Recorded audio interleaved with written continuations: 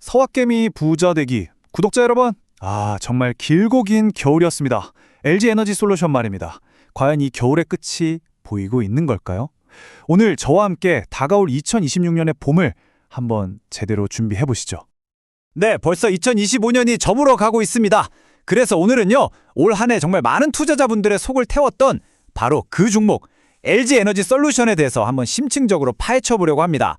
2025년 도대체 무슨 일이 있었던 건지 총정리하고 가장 중요한 2026년은 어떻게 대비해야 할지 그 전략까지 완벽하게 세워보겠습니다. 자, 그래서 핵심 질문은 이거죠.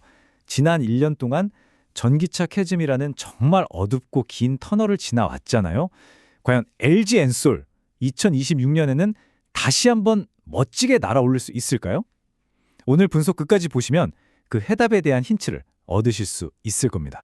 자, 그럼 본격적으로 한번 들어가 볼까요?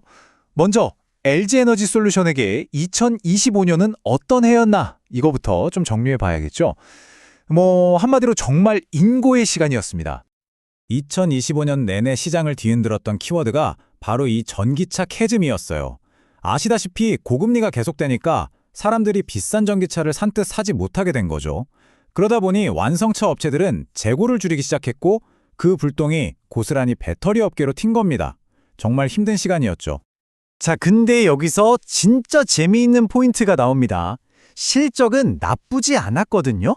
3분기에 ESS 사업 잘 되고 테슬라 신차 효과도 있어서 영업이익이 6천억을 넘었어요. 꽤 괜찮은 성적이죠. 그런데 주가는 완전 제자리 걸음이었어요. 왜 그랬을까요? 시장은 이미 너네 힘든 거 알아. 그러니까 이제 진짜 숫자로 보여줘. 이런 분위기였던 거죠. 악재는 주가에 다 반영됐으니 이제는 확실한 증거를 기다리고 있었던 겁니다. 하지만 하반기부터 분위기가 조금씩 바뀌기 시작합니다. 변화의 신호탄이 타진 거죠. LG 에너지 솔루션이 그냥 버티기만 한 게 아니라 미래를 위해서 아주 중요한 전략적 방향 전환을 시작했거든요. 과연 그 핵심이 뭘까요? 바로 이겁니다. 이 슬라이드를 보시면 한눈에 딱 들어오죠.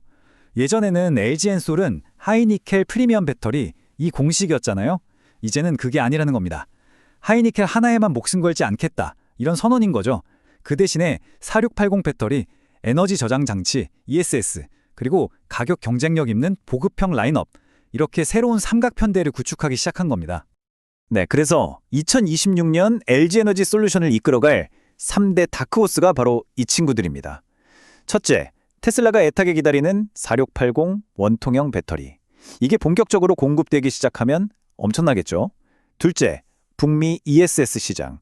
이건 새로운 현금 창출원, 즉 캐시카우로 완전히 자리를 잡아가고 있고요. 마지막으로 중국의 저가 공세를 막아낼 보급형 배터리 라인업까지. 이제 제대로 체질 개선에 들어갔다고 볼 수 있는 거죠. 자, 그럼 이런 변화들이 과연 2026년 실적에는 어떻게 나타날까요? 증권가에서는 어떻게 보고 있는지 한번 들여다보겠습니다. 하나증권에서는 이런 성장 가능성을 높게 평가해서 목표 주가를 55만 9천 원까지 올렸습니다. 이건 시장이 2026년에는 진짜 달라지겠는데? 하고 강한 신뢰를 보내고 있다는 신호로 해석할 수 있겠죠? 그렇다면 2026년 실적을 이끌어갈 쌍두마차는 뭘까요? 바로 이 두 가지입니다. 첫 번째는 GM이나 혼다랑 같이 짓고 있는 북미 공장들의 가동률이 정상 궤도에 오르는 거고요. 두 번째는 바로 이겁니다. 미국에서 배터리 생산하면 보조금 주는 거, AMPC라고 하죠. 이 혜택을 정말 최대한으로 끌어올리는 겁니다. AMPC 효과가 얼마나 대단한지 한번 보세요. 3분기 영업이익이 6,013억 원이었는데 여기서 AMPC 보조금을 빼면 2,358억 원으로 뚝 떨어집니다. 보조금이 이익의 절반 이상을 차지한 거예요. 와, 엄청나죠? 근데 이게 끝이 아닙니다. 북미 공장 생산량이 본격적으로 늘어나는 2026년에는 이 보조금 규모가 훨씬 더 커질 거라는 거죠.